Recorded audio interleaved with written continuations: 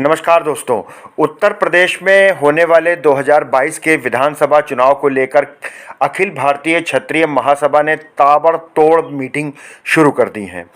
शाहजहांपुर, बरेली, मुरादाबाद, रामपुर, बिजनौर तमाम जगह की मीटिंग के बाद संगठन के जो अखिल भारतीय क्षत्रिय महासभा के वरिष्ठ राष्ट्रीय महामंत्री हैं राघवेंद्र सिंह, राजू भैया जिनको प्यार से कहते हैं, वो यहाँ प्रदेश में राजधानी लखनऊ के प्रदेश कार्यालय में मौजूद थे।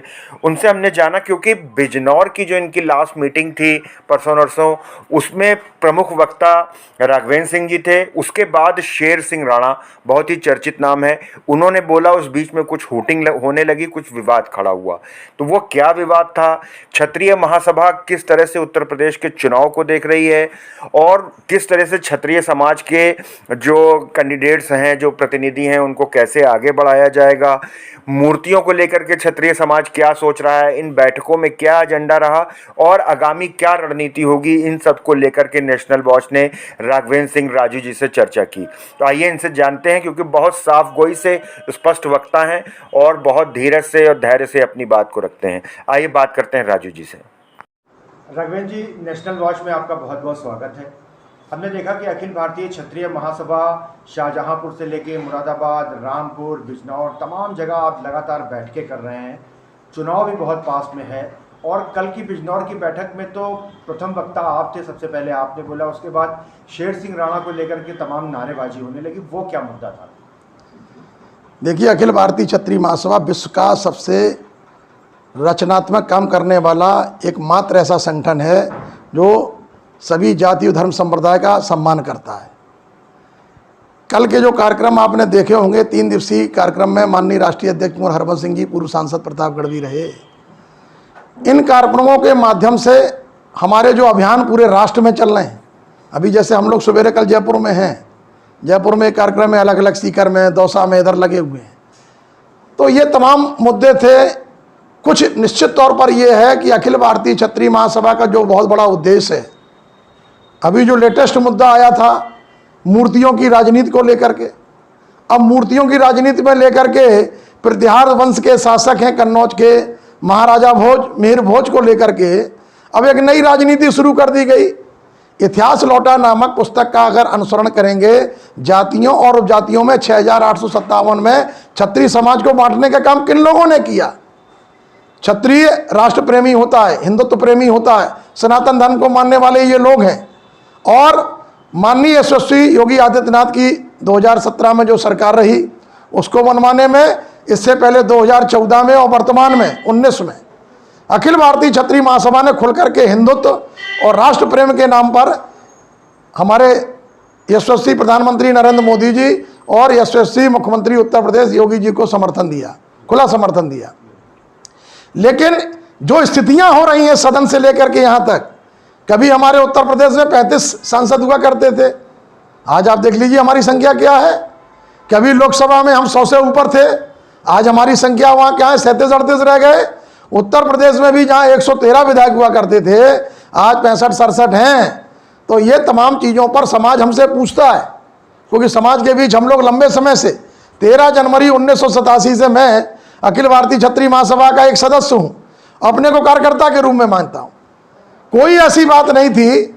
शेर सिंह राणा जी के जो विचार थे, उन्होंने जिस हिसाब से रखने की बात रखी है, तो वो कहीं ना कहीं लोगों में एक गलत लगा। लोगों को, भारतीय जनता पार्टी के लोग भी थे, आरएसएस से भी जुड़े लोग थे, संघ के लोग थे, उनको लगा कि कहीं ये अपनी राजनीति या अपनी पार्टी की बात करना चाह रहे हैं। तो इन सब चीज़ों को लेकर के, चूँकि क्षत्रियों में मैंने ये देखा है कि माननीय यशस्वी उत्तर प्रदेश के मुख्यमंत्री योगी आदित्यनाथ जी का उनके प्रति एक प्रेम है। लेकिन ये भी है कि कल आपने ये देखा हो, ये भी मुद्दे आए कि अगर लगाना है, ये हिंदू राष्ट्र है, तो आप हर चौराहे पर भगवान श्री राम की मूर्ति क्यों नहीं लगा देते? हर चौराहे पर भगवान श्री कृष्ण की मूर्ति क्यों नहीं लगा देते? और महापुरुषों की भी मूर्ति लगाओ, लेकिन समाज को जो इतिहासकार हैं, शोधकार हैं, इनसे पूछो। अभी पद्मावत में तमाम लोगों के खिलाफ मुकदमे दर्ज हैं, जोधा कौर तमाम लोगों के खिलाफ मुकदमे हैं। और उत्तर प्रदेश में हमारी बहन स्वाति सिंह जी, जो उस समय बसपा सरकार में जिस तरीके से उनका पीड़न हुआ, यही हरवंश सिंह जी थे जो सदन में खड़े हो गए थे। हर मुद्दे पर उन्होंने सदन में इस बात को रखा। हाथरस की कांड हो, वहां की कांड हो, क्षत्रियों को जिस तरीके से बार बार ये कहा जाता कि ठाकुरों की सरकार है, अरे भाई राम से नाम बड़ा है परशुराम जी का। तो इसलिए किसी को जाति और धर्म संप्रदाय के नाम पर बांटने का काम मत हो। अर्थव्यवस्था की बात हो, रोजगार की बात हो, शिक्षा और संस्कार की बात हो, जातिगत जनगणना में ही गरीबों को संरक्षण की बात हो, और जो हरिजन एक्ट में लोगों का उत्पीड़न हो रहा है, वो लोग मांग करते हैं अमेरिका और सिंगापुर में है पॉलीग्राफ टेस्ट हो, नार्को टेस्ट हो, ब्रेन मैपिंग टेस्ट हो, इसका कानून लाया जाए। और जितने भी आरक्षण प्राप्त करता लोग हैं, अगर वो आरक्षण वास्तव में क्रीम लेयर में मिल रहा है तो उनके घरों के बाहर लिख दिया जाए बीपीएल धारा का आरक्षण प्राप्त करता।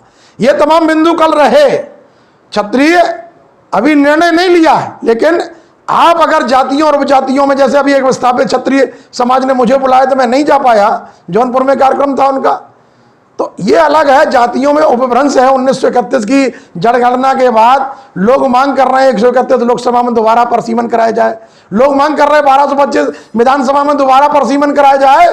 और जो बात आप पूछ रहे थे अभी हमसे शिष्टाचार भेंट में कि क्या इस बार सारी राजनीतिक पार्टी ठाकुरों के टिकट काटेंगी, तो ये निश्चित तौर पर मान लीजिए कि क्षत्रियों को राज सत्ता से बाहर करने का काम जिन भी राजनीतिक दलों ने किया है, इतिहास गवाह है, वो हमेशा सत्ता से बाहर हो गए।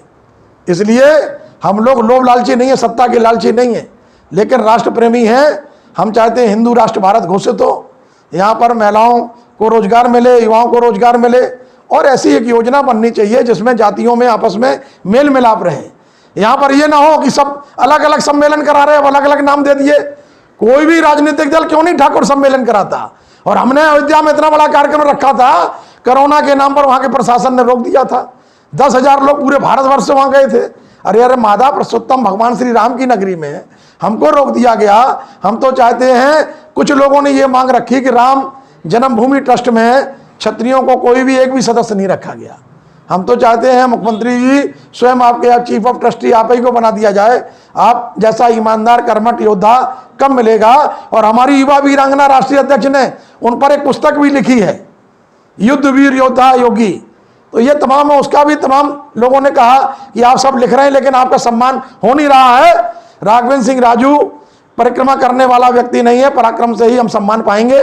यही तमाम उद्देश्य को लेकर पूरे भारतवर्ष में हमारी कार्यक्रम लगे हुए हैं। और अभी हम ललितपुर में एक कार्यक्रम करेंगे, 17 अक्टूबर को बहुत बड़ा कार्यक्रम करेंगे दशहरा मिलन अलीगढ़ में, 15 अक्टूबर को फरकाबाद एटा में करेंगे, और हम एक पूर्व सैनिकों का भी बड़ा कार्यक्रम फरकाबाद में करना चाहते हैं जिसमें 1,50,000, क्योंकि कोरोना की गाइडलाइंस है तो हम अनुशासन को मानने वाले लोग हैं, न्याय को मानने वाले लोग हैं। हाँ, एक बात जरूर आई कल, ज्यादातर लोगों का बिजनौर में ये चर्चा थी कि जब सुप्रीम कोर्ट ने अभी कहा कि अपराधियों का सारा ब्यौरा पोर्टल पे डाला जाए, कोई भी व्यक्ति आपराधिक छवि के व्यक्ति को टिकट ना दे, तो ये आज तक कभी भी किसी राजनीतिक पार्टी ने स्पष्ट नहीं कहा कि मैंने सारे अपराधियों को पोर्टल पे डाल दिया है। और सारी राजनीतिक पार्टियां ये तय करें, लोगों के दिमाग में अभी भी है कि शासन प्रशासन से भूमाफियाओं पर जिन पे कार्रवाई होनी चाहिए थी, जो ग्राम समाज की जमीनों पर, जो हमारे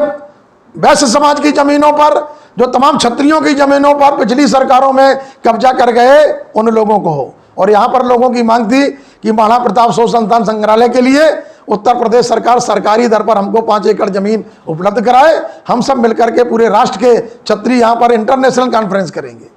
और हम चाहते हैं कि एक अच्छी सरकार बने जिसमें कानून व्यवस्था रहे, सारा ब्रह्मांड डोलेगा, जय श्री राम क्षत्रिय बोलेगा।